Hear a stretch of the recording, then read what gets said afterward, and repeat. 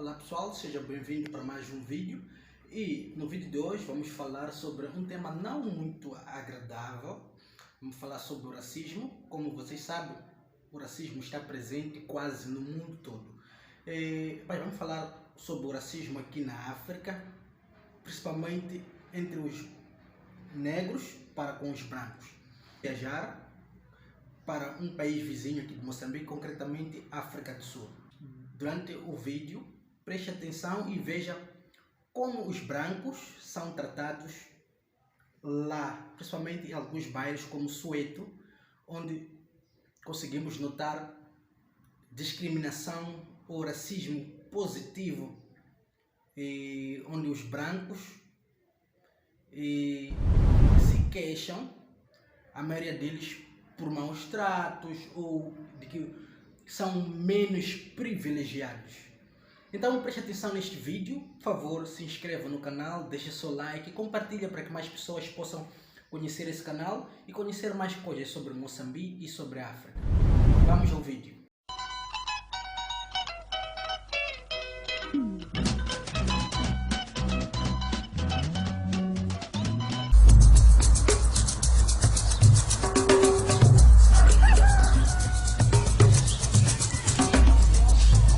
But as new middle-class blacks move into the wealthy white suburbs, the poor whites are joining poor blacks in poverty.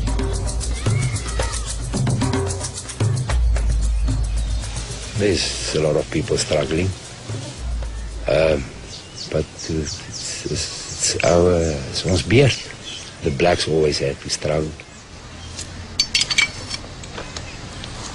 But he's forced to make up the difference collecting cans for recycling.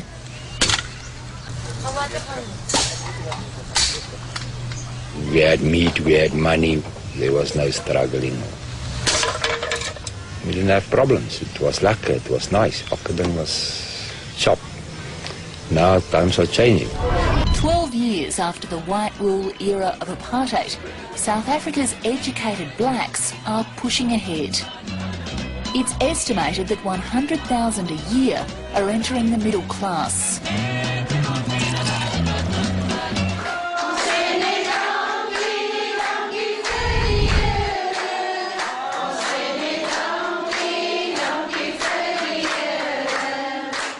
South Africa's changing social dynamic is not good for everyone.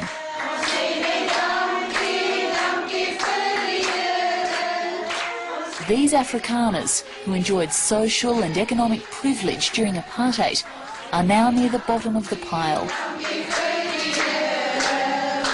We are fighting for our language, we are fighting for jobs. So my feeling is that we are only fighting all the time to survive. If I don't have a job, I don't have power. It's only candlelight. Nowadays, I'm not interested in worrying to go look for a job because it's wasting my time. I do recycling, then I know. When I come home with money. My family will eat. I don't want to live like this anymore. I just pray to God every day. Please, just bless me with what I need for my house. I think it's unfair. It must be equal.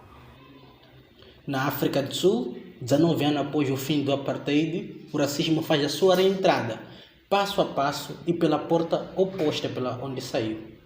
Em Coronation Park, um bairro de lata dos arredores de Johannesburg, vivem mais de 300 pessoas, entre as quais mais de 75 crianças, todas elas brancas. Um bairro sem eletricidade, sem água corrente. Os habitantes de Coronation Park atribuem a sua miséria à crise, mas também à discriminação positiva imposta no país. Alguns brancos dizem: os negros estão em primeiro lugar, depois vêm os brancos. E mesmo os brancos com elevadas qualificações não conseguem um lugar de responsabilidade na África do Sul. Então, isso é lamentável. De fato, na África do Sul, em nome da emancipação econômica dos negros, estes são prioritários no acesso aos empregos, mesmo que tenham menos qualificações que os brancos, que aspirem ao mesmo posto. And this is my son's room and then this is the lounge. You know what, if I must change something, it's for me and my husband to get a job and for us to get another life, to live, to get out of this place. I'm a qualified sister, and after my mom's death, I came back to Joburg, and since then I never ever work again. I'm selling whatever I can get to sell, I sell. Even my shoes, I take even my shoes, I sell my shoes to the black ladies who's coming here to buy stuff. People who knew me when I had money and houses and whatnot,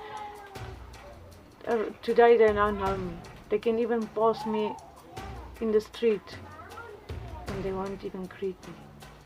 They're going to take me to court. And if the court finds it, they're not happy with my story, they can put me in jail for maybe 3 months or 6 months. It's very difficult to grow up your children like this.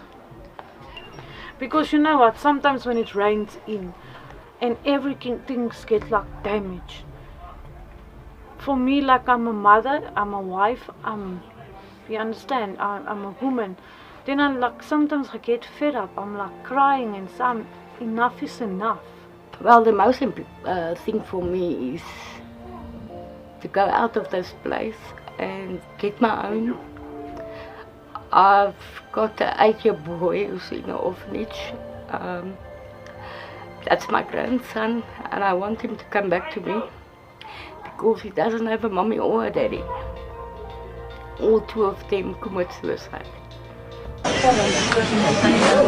Thousands of white South Africans rely on charity to live. Betsy Dreyer has been running this community centre for 8 years, and she's almost run off her feet. I think there must be much more job opportunities for the people like my people here, lots more. And that we must be aware that there mustn't be discriminating against them. It seems just to me that the thing is not in balance anymore. Only their creativity is keeping them going. In part, they blame government policies, which give black people priority in employment, set black quotas and favour black-owned companies. I don't know really that much about the racism, but I was the first one to go out, and then the others just followed. Why do you think you were chosen to be retrenched? I think they tell us we are whites. They don't give us work, so they give it to other people, other races also. We don't have a chance. You can go and look for a job. They tell you, they phone you back, and you never hear it again from them.